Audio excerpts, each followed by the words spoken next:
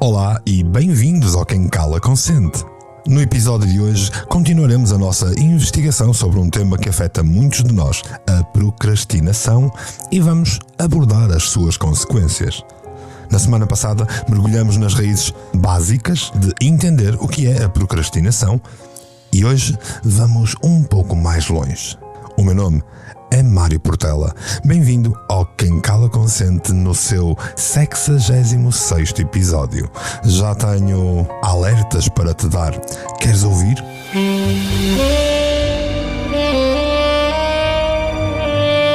Quem Cala Consente. Podcast por Mário Portela.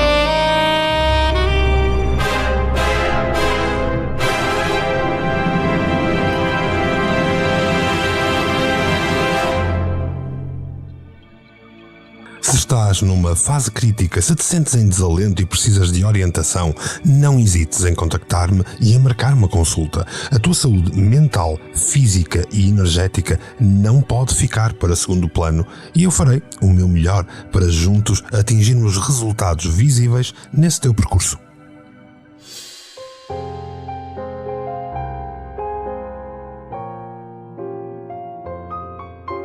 Na semana passada, mergulhamos nas raízes psicológicas da procrastinação e de todos os comportamentos que daí advêm. Mas hoje quero aprofundar um pouco mais, abordando a postura da terapia cognitiva e da psicologia perante a procrastinação.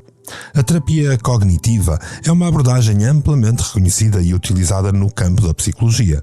Ela baseia-se na ideia de que os nossos pensamentos, crenças e atitudes desempenham um papel fundamental no nosso comportamento. Quando aplicamos essa perspectiva à procrastinação, percebemos que muitas vezes adiamos tarefas devido a padrões de pensamento negativos ou distorcidos.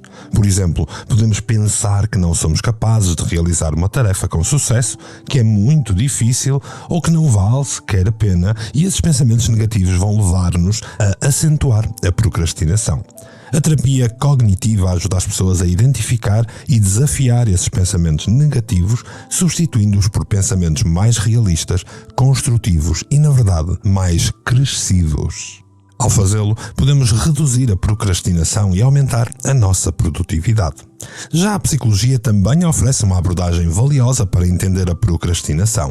Ela explora os fatores psicológicos, emocionais e até mesmo neurais que estão por detrás deste comportamento. A procrastinação pode estar relacionada a questões de autoestima, autocontrolo, ansiedade, stress e tantas outras coisas que nós já falamos anteriormente em episódios com temáticas específicas, com temáticas que tu já aprendeste comigo. Os psicólogos trabalham com os indivíduos para compreender as suas motivações subjacentes à procrastinação e desenvolverem estratégias personalizadas para superar. Isso pode envolver o estabelecimento de metas claras, a gestão de um tempo de uma forma eficaz e o desenvolvimento de habilidades de autorregulação emocional. Ao longo dos últimos episódios das últimas temáticas, já trabalhaste comigo imensas destas áreas que são necessárias de entender, controlar e dominar. Através disso, também já és capaz de dominar a procrastinação. À medida que nós vamos continuar a explorar o tema, lembra-te que a procrastinação é um comportamento comum, mas não inevitável. A terapia cognitiva, a psicologia e a programação neurolinguística que eu tanto utilizo e trago para este podcast para ti, oferecem-te ferramentas poderosas de compreensão, de superação para qualquer desafio e desta vez o desafio a vencer é a procrastinação. Lembra-te de que, ao compreenderes e enfrentares os teus desafios pessoais nas várias vertentes, estás a caminhar em direção a um crescimento pessoal, a um desenvolvimento espiritual e até ao verdadeiro plano para tu viveres em pleno. Até agora, vimos a definição de procrastinação, os tipos de coisas sobre as quais as pessoas procrastinam, o que as pessoas fazem em vez das tarefas que deveriam fazer e estão constantemente a adiar. No entanto, algo que as pessoas sempre querem saber é: por que é que eu procrastino? As pessoas costumam perguntar-se: eu sei que não é bom para mim, sei que só me piora as coisas, mas por que é que eu continuo a fazer isto? Este porquê é de facto essencial e é hoje que vamos falar um pouco disso. Vamos abordar, dar uma olhada nas razões subjacentes à própria da procrastinação. Ao fazermos isso, lembramos que, embora seja muito útil entender o motivo pelo qual nós procrastinamos, muitas vezes não é essencial para superar a procrastinação. E isso tu verás ao longo dos próximos episódios também, onde vais aprender estratégias, práticas e formas de superar essa procrastinação ou pelo menos reprogramares a maneira como lidas com ela.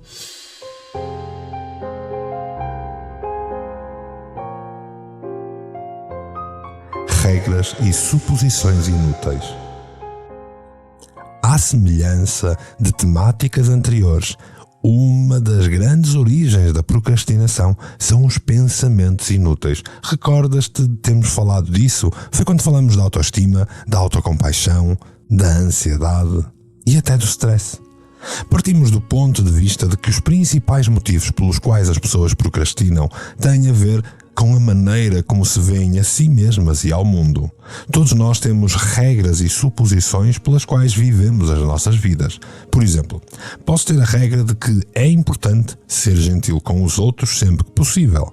Ou a suposição de, se eu cometer um crime, eu vou ser punido. Só que estas regras e suposições parecem bastante úteis no sentido de que são bastante precisas na captura de como realmente as coisas são. Ou seja, é tipicamente verdade que a punição segue o crime. E também são regras flexíveis, ou seja, nem sempre será possível ser gentil com os outros. Uma certa percentagem das vezes, fazer o que temos que fazer faz parte do mundo do razoável. No entanto, também podemos ter regras e suposições mais inúteis pelas quais tentamos conduzir as nossas vidas. Uma regra ou suposição tende a ser inútil quando são imprecisas, inflexíveis e de alguma forma acentuam os teus comportamentos mais negativados. No cerne da procrastinação estão certas regras e suposições inúteis que nós chamamos de eu deveria, eu devia, eu não posso. Vamos falar um pouco disso. Um ser humano precisa de estar no comando. Algumas pessoas têm regras como eu devia estar no comando em todos os momentos, ou eu devia sempre dar ordens à minha própria vida. As coisas têm que ser feitas à minha maneira. Estas regras refletem o tipo de pessoa que se ressente de não estar em controlo, de não ser independente ou de não deter poder sobre si mesmo. Estas pessoas muitas vezes assumem que se não estão 100% no comando do que fazem, são fracas. E em níveis mais altos, são até inúteis. Tu podes imaginar que para essa pessoa, quando ela se depara com uma tarefa que não quer fazer e que lhe é imposta por outra pessoa, por exemplo um chefe, um professor, um supervisor ou até um membro de família, ela vai sentir raiva, ressentimento, porque se considera sem controlo. Estas pessoas vão usar a procrastinação como uma forma de aliviar a sua raiva, o seu sentimento de fraqueza e os ajudar a sentir que têm poder de alguma maneira, nem que seja em simplesmente adiar aquilo que não foram eles a decidir fazer. Muitas vezes é pela busca do prazer. Algumas pessoas vivem as suas vidas de acordo com o princípio de que o prazer é fundamental. São pessoas mais impulsivas, buscam o prazer momentâneo e têm dificuldades em tolerar o tédio. Estas pessoas podem ter regras como a vida é muito curta para fazer coisas chatas ou difíceis, o divertimento, o preenchimento, o crescimento deveria vir em primeiro lugar. Isto são regras e pressupostos que refletem a nossa necessidade de gratificação instantânea e uma dificuldade em aceitar ideias como dor a curto prazo para ganho a longo prazo. É muito complicado para estas pessoas lidarem com a dificuldade de fazer algo que não gostam para nutrir um benefício mais tarde, Tu podes imaginar que para esta pessoa, ao se deparar com uma tarefa desinteressante ou entediante, por exemplo, um projeto de trabalho, uma tarefa doméstica, ou então fazer os orçamentos da semana, ela vai sentir-se frustrada, entediada. Este género de situações vai causar procrastinação como forma de aliviar o tédio, a frustração e os ajudar a buscar o prazer que tanto desejam, na grande maioria das vezes, com as tais atividades de substituição que nós falamos no episódio anterior. Quanto a esta procrastinação por busca de prazer, eu posso falar em primeira pessoa porque é provavelmente o local onde eu mais me insiro. E sim, é uma luta porque todos temos procrastinação. Mas é uma luta que tu podes ganhar. Percebe que enquanto viveres em guerra, tu não vais ter paz.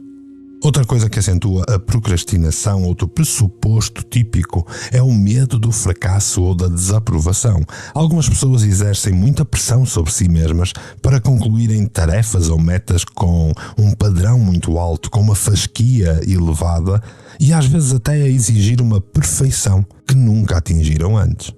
O problema é que, quando existem esforços extraordinários, muitas vezes temem em falhar e concluem que vão fracassar logo à partida. Esse tipo de pessoas podem ter regras como eu devia fazer as coisas direito, ou o meu dever é não falhar, eu não posso falhar nisto. Estas pessoas têm suposições como se eu tentar só vou falhar, só que elas esquecem-se que todas as pessoas que ganharam tiveram que primeiro tentar. Não há maneira de ter sucesso se não fizeres. Os teus medos podem impedi-los de realizar uma tarefa e a procrastinação vai ser usada como forma de evitar este medo de fracasso, de desaprovação. Ou seja, uma motivação para a procrastinação pode ser o facto de tu não poderes falhar, de tu te sentir julgado negativamente pelos outros sempre que fazes uma tarefa. Como à parte, isto é medo de sucesso, concordas? Mas outros medos baixam a nossa capacidade de lidar com a procrastinação. O medo da incerteza ou da catástrofe. Algumas pessoas temem o desconhecido constantemente. Precisam de ter muita certeza daquilo que os espera no futuro e, se não tiverem certezas, podem prever imediatamente uma catástrofe como forma de se prepararem para o pior que possa acontecer. Esse tipo de pessoas podem ter regras como eu devia ter a certeza antes de dar este passo. Eu primeiro preciso de mais informações. Tenho de estar preparado para o pior. Na vida, é difícil ter 100% de certeza de seja lá o que for. Quando confrontado com tarefas e objetivos onde residem estas incertezas, este tipo de pessoas, por exemplo, numa tomada de decisão, exames de saúde, confrontação com problemas de relacionamento, elas vão sentir-se muito ansiosas, com medo, e isso vai aumentar os níveis de resposta comportamental através da procrastinação. Dessa forma, a sua procrastinação garante que nada muda no seu meio, que nada muda num determinado espaço de tempo. E se nada mudar, nada de mal pode acontecer. Só que isto é pelo menos por enquanto, porque quem não muda, as coisas só vão piorar. Sempre que fizeres a mesma coisa, os teus resultados vão ser sempre os mesmos. Anteriormente, falamos em baixa autoconfiança, baixa autoestima, pois algumas pessoas geralmente não pensam muito sobre si mesmas e duvidam das suas habilidades, não têm confiança de que são indivíduos capazes de enfrentar tarefas ou objetivos que surgem no seu caminho. Este tipo de pessoas podem ter regras como eu não posso fazer isto porque não sou capaz, ou se eu tentar as coisas vão dar errado. Para este tipo de pessoas, quando confrontados com uma tarefa que requer alguma autoconfiança para realizar, por exemplo, assumir uma nova responsabilidade no trabalho, ou iniciar um novo curso, iniciar um novo hobby, confrontar um membro da família, estas pessoas não terão autoconfiança de que podem fazer isso, de que vão conseguir fazer o processo e seguir isso até ao fim. Portanto, sentir-se-ão numa sintomatologia de depressão que vai inevitavelmente aumentar os comportamentos procrastinadores. Por fim, Não nos podemos esquecer que muita da procrastinação nasce de uma situação inútil, de um pensamento inútil, em que estamos de energia esgotada. Algumas pessoas não pensam que são capazes quando a vida se anda difícil, quando a vida segue um padrão constante em que acham que estão numa maré de azar. Ou seja, em determinadas circunstâncias não acreditam que tenham a capacidade para concluir tarefas e cumprir metas. Algumas destas circunstâncias são quando estão em stress, porque há demasiadas condicionantes ao que têm que fazer, ou demasiados concorrentes e competição naquilo que têm que fazer. A sua motivação fica em baixo e eles não têm inspiração para fazer as coisas. E então dizem a si mesmo: estou sem energia, estou deprimido, preciso de tempo. Isto é apenas o claro alerta do teu corpo a dizer: precisas descansar a cabeça porque estás desmotivado e a cair em depressão. Reage agora. Eu costumo dizer que quando estás cansado não podes desistir. Deves, isso sim, aprender a descansar.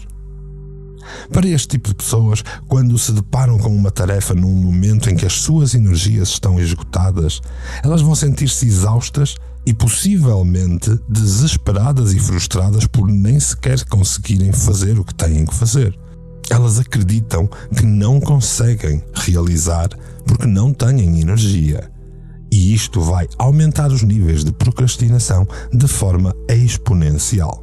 Uma forma imediata que te posso dar para tu te livrares dessa sensação de exaustão é perceberes, decidires e programares momentos funcionais de descanso para que a tua mente saiba que já não há qualquer razão para tu dizeres a ti mesmo que estás sem energia. Agora, ser um procrastinador não significa que tudo o que tu tens vai seguir estas regras, estas suposições inúteis que eu estive a falar. Tu não precisas de ter a sintomatologia total para teres a doença. Pode até surgir de apenas uma destas situações os teus processos e comportamentos de procrastinação. E é por isso que eu te vou agora propor, tal como no episódio anterior, que faças uma avaliação sobre as regras e suposições inúteis que tens sobre o que é que te leva a procrastinar. No episódio anterior, viste que tipo de áreas e que tipo de atividades estão ligadas à tua procrastinação. Hoje vamos ver estas regras e suposições inúteis. E para isso, responde-me às seguintes perguntas. Sentes que precisas de estar no comando? És daqueles que dizes que deves estar sempre à frente das coisas, a perceber e a controlar tudo? És daqueles que achas-te 100% responsável por aquilo que fazes? Ou por outro lado, sentes que se não fores tu a controlar, as coisas não vão ser bem feitas? Isto são suposições inúteis da procrastinação. Será que és daqueles que busca o prazer constantemente? A vida para ti é muito curta, muito chata, e então para quê perder tempo a fazer coisas inúteis? Será que isto te passa na cabeça? Será que a diversão deve vir sempre em primeiro lugar? Será que o prazer aqui e agora deve ser tudo aquilo que importa? Se por outro lado és daqueles que têm medo do fracasso ou da desaprovação, será que tu tens a sensação que és tu que deves fazer sempre tudo? Será que és daqueles que pensa: não posso permitir que os outros pensem mal de mim, porque se eu tentar, eu só vou falhar? Ou, se eu divulgar o meu trabalho, os outros vão criticar-me, os outros vão julgar-me mal. Para que colocar o meu trabalho lá fora? Por outro lado, será que és daqueles que têm medo da incerteza ou da catástrofe? És daqueles que pensa que deves ter a certeza de tudo antes de acontecer? Que se agires, alguma coisa vai acontecer e não vai ser a melhor? Ou és daqueles que está sempre a ver o pior dos cenários? Até agora, já vimos 4 suposições inúteis que te levam à procrastinação. Faltam mais 2. A baixa autoconfiança. Será que tu és daqueles que têm baixa autoestima e baixa autoconfiança? Bem, se és, então remete-te aos episódios anteriores onde te ensinei a lidar com a tua autoestima. Se por outro lado és daqueles que tens energia esgotada constantemente e que utilizas a desculpa de que não tens energia, que estás desmotivado, que não estás para aí virado para não fazeres as coisas e adiar, se calhar estás só cansado, estás só a sofrer de fadiga, desmotivação e até alguma sintomatologia depressiva. E nessa altura está no exato momento de aprenderes a descansar, de aprenderes a criar essa energia para ti. E então, quais destas suposições fazem parte do teu léxico provocador de procrastinação?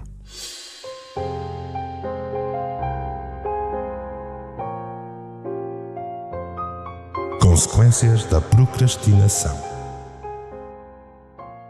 A procrastinação traz consigo uma série de consequências dependendo de cada situação. Obviamente, como já me ouviste dizer várias vezes no Quem Cala Consente, cada caso é um caso porque nós somos únicos. Mas temos que, no geral, abordar as consequências da procrastinação e algumas delas podem ser consideradas até positivas, enquanto outras são extremamente negativas. Quando falamos de consequências positivas, em outras palavras, estamos a falar de recompensas pela tua procrastinação que compreensivelmente vai aumentar a probabilidade de procrastinar na próxima vez. Quando falamos de consequências negativas, então estamos a falar de situações que de alguma forma tornam a tarefa ou o objetivo ainda mais difícil e mais desagradável a cada vez que o fazes, aumentando a probabilidade que continues a procrastinar sempre que essa tarefa apareça na tua vida. Como consequências positivas, temos o óbvio aliviar do desconforto. Quando tu procrastinas ante algo que te estava a causar desconforto, tu estarás, obviamente, a aliviar esse desconforto. Uma consequência positiva da procrastinação é que muitas vezes inicialmente ajuda-te a abordar e prosseguir com a tua vida sem te expores a algo que te estava a causar stress. Este desconforto pode ser uma raiva, um ressentimento, uma frustração, um tédio, uma ansiedade, um constrangimento, até uma exaustão, se seguirmos as suposições inúteis anteriores. Porém, lembra-te sempre que estás a aliviar o desconforto temporariamente e estás a aumentar a capacidade que tu tens de procrastinar na próxima vez em que tiveres que fazer a mesma tarefa. Quanto às consequências negativas da procrastinação, é que muitas vezes o simples facto de constantemente adiar determinadas coisas vai causar ainda mais desconforto. A procrastinação também pode produzir um tipo diferente de desconforto que vai auxiliar, que vai adicionar-se ao desconforto da própria tarefa que tu estás a procrastinar. Pensa assim, se tu procrastinares sobre um trabalho que tens que entregar no teu emprego ou na tua escola ou na tua faculdade, o desconforto vai aumentar exponencialmente quando chegar o dia e tu não fores capaz de entregar aquilo que era a tua competência. E isto vai inevitavelmente trazer-te ainda mais peso que vai auxiliar-te da próxima vez a continuar a ser um procrastinador crónico. É a velha história que se diz muito aqui no Norte: o tiro saiu-te pela culatra. As pessoas muitas vezes culpam-se e tornam-se altamente autocríticas como consequência da sua procrastinação. Elas dirão coisas para si mesmo como: eu sou um preguiçoso, não posso continuar assim. Mas nós já vimos anteriormente que procrastinação não é preguiça. E é chegada a altura de olhar para a procrastinação como ela realmente é. Lembra-te que sempre que tu procrastinares, tu estás a deixar acumular uma série de coisas que tu vais ter que inevitavelmente fazer ou sofrer ainda mais pelo desconforto de não ter feito. Lembra-te que, como resultado de não cumprires uma determinada tarefa, um determinado objetivo, haverá sempre, inevitavelmente, uma punição ou uma perda que virá de algum lado. Assim, procrastinar tenha ou não consequências positivas imediatas ou negativas imediatas, vai sempre ter um peso acrescido e trazer consequências devastadoras na tua vida. E muitas vezes vais ouvir pessoas dizer: eu sou procrastinador. Não é defeito, é feitio.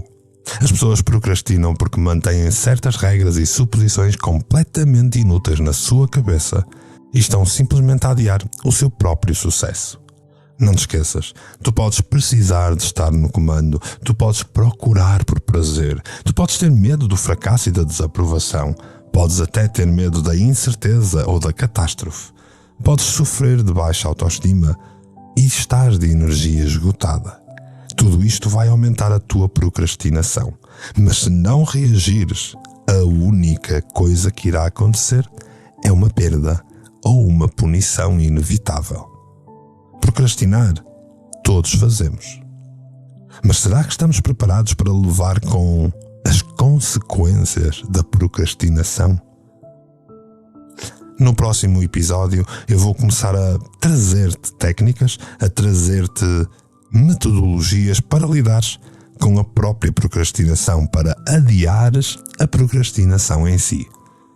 Hoje vais fazer este trabalho de casa e perceber como é que são os teus pensamentos inúteis sobre a procrastinação. Queria que tu fizesses uma espécie de 10-15 minutos de reflexão sobre exatamente isto que nós falamos neste episódio e olha, responda às perguntas que te fiz para ver que tipo de suposições inúteis está a alimentar a tua procrastinação. Estou certo de que ao ganhares consciência sobre a forma como a procrastinação afeta a tua vida, tu irás querer fazer alterações. E é por querer mudar, por querer crescer, é por estar desse lado que eu te agradeço profundamente, assim, polvilhado com um sorriso. Na próxima semana voltaremos a falar da procrastinação e eu prometo trazer-te muito mais, mas tens que fazer o trabalho destes 2 últimos episódios. Não te esqueças que se te interessa esta caminhada, podes demonstrar isso com uma subscrição. Agora podes visitar mportela.live para ver também todos os meus outros projetos em versão estrangeira. E não te esqueças de visitar o resto dos podcasts do canal Portugal Místico. Se te interessam estes assuntos, podes agradecer-me com partilhas, podes agradecer-me com doações e se quiseres auxílio e se te fizer sentido, tu contacta-me, faz-me perguntas e diz-me de ti, porque quem cala, consente.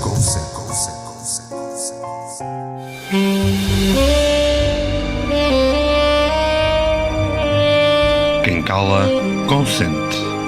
Podcast por Marco Portela.